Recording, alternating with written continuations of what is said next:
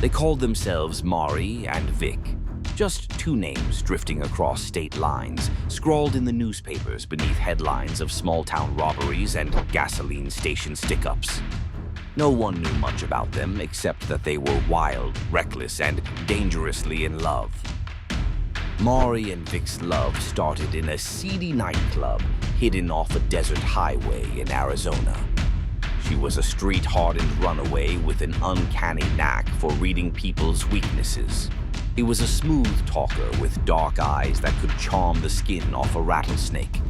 Their chemistry was instant, electric. Before long, they were crashing in motel rooms with peeling wallpaper, counting out wads of stolen cash. Mari laughed at the way Vic drew hearts on the motel's bathroom mirror using her lipstick. Vic teased her for always leaving an empty seat in the getaway car, just in case they needed it. For what, she never said. But each time they robbed a convenience store or lifted wallets off unsuspecting tourists, the high they felt bound them tighter together. Whispers began circulating among law enforcement. Their Bonnie and Clyde all over again. But their romance had jagged edges. Mari, beneath her fierce devotion, sometimes glanced at Vic and wondered, would he put a bullet in me if it guaranteed his freedom? Conversely, Vic, trailing behind Mari's tough exterior, questioned if she'd leave him in the dust if the law closed in. Their final spree took them across the Southwest, where the law had started to close in. They were cornered in cheap motels, car tires shot out in narrow escapes, desert dust swirling around them as they evaded roadblocks and disguised themselves in diner bathrooms. Mari's plan. She'd had enough of living on the edge. With the cops hot on their tail, she believed she could cut a deal. If she gave Vic up, maybe she'd get a lighter sentence. She quietly slipped an anonymous tip to a detective in a late-night phone call, her voice trembling at the thought of betraying Vic. Vic's plan.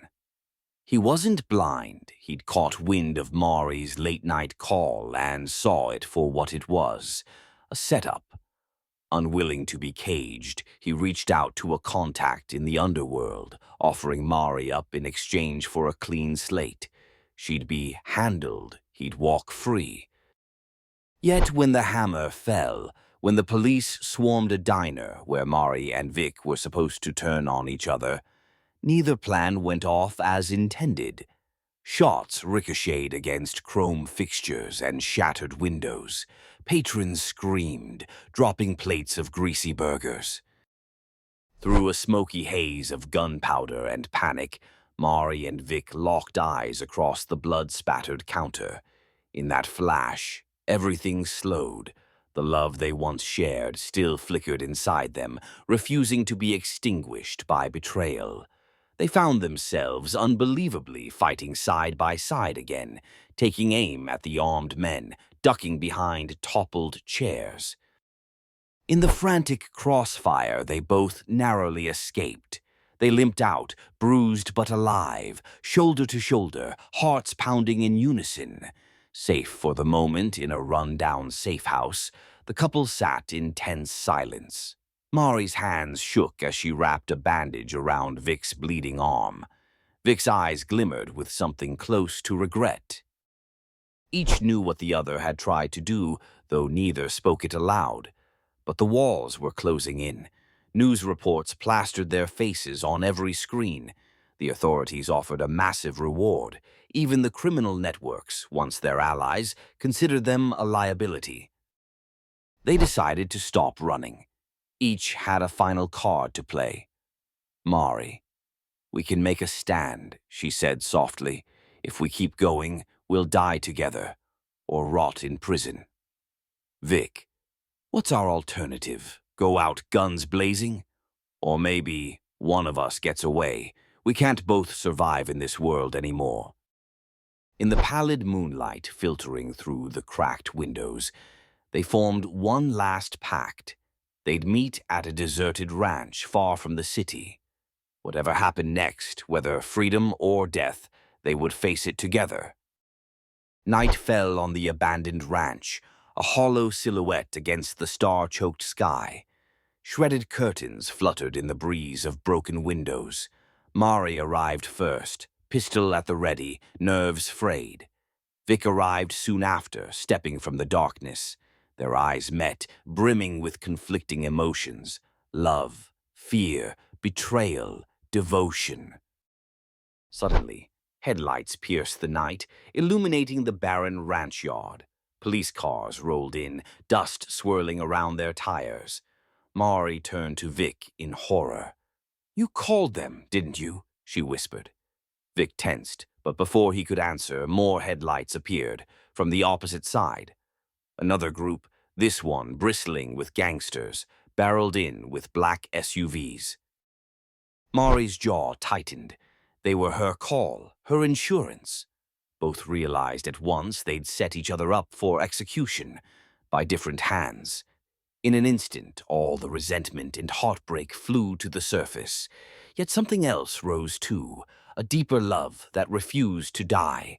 They whipped around, raising their guns at the unsuspecting forces converging on them. Bullets ripped the night open. Sirens wailed. Shouts overlapped with muzzle flashes. For a wild heartbeat, Mari and Vic fought like cornered animals, back to back, hearts hammering as they protected each other from the onslaught they had each unleashed. They shot until the air reeked of cordite and scorching metal, until the last gangster had fallen and the last policeman lay groaning in the dirt. Then came the decisive moment.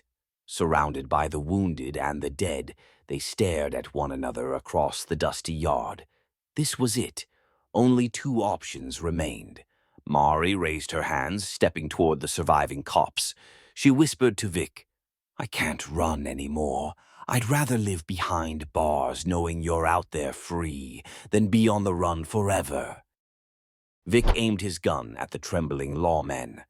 "I'll die before I let them lock me away. This is where I make my stand." Time stretched. Mari's eyes glistened with tears. "I love you," she said softly, but her feet kept walking toward the officers. Vic swallowed hard, heart thrashing in his chest. "I love you too," he breathed, even as he cocked the hammer back. In a final blur, Mari knelt beside the wounded cops, dropping her weapon. A barrage of return fire echoed. Vic staggered, blood blossoming across his shirt, but he kept shooting, refusing to surrender. Within seconds, he collapsed to his knees, the dust swirling around him. As Mari watched in horror, the man she both betrayed and loved died in a hail of bullets she had inadvertently helped orchestrate. She realized he had made the only choice he could. With a strangled sob, she let the police cuff her hands behind her back. Later, as dawn broke over the ranch, the exhausted officers led Mari to a squad car. Just before she climbed inside, she glanced back at Vic's motionless body. Her mind reeled, consumed by guilt, despair, and an unexplainable sense of triumph that she had lived.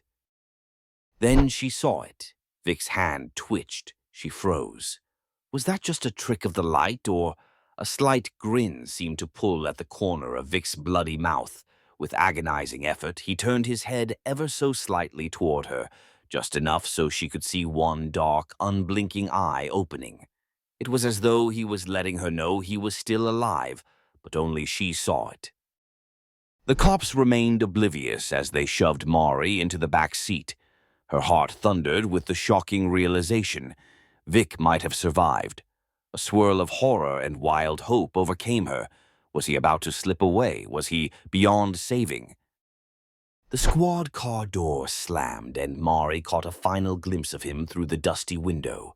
That half-lidded eye closed again, his chest unmoving, leaving her to a life sentence of wondering if the love of her life had truly died, or if he would yet haunt her from the shadows. In that razor-thin margin between freedom and death, Mari realized they had sealed each other's fates, and that no prison walls or shallow graves could break the bond they forged in betrayal, devotion, and impossible love.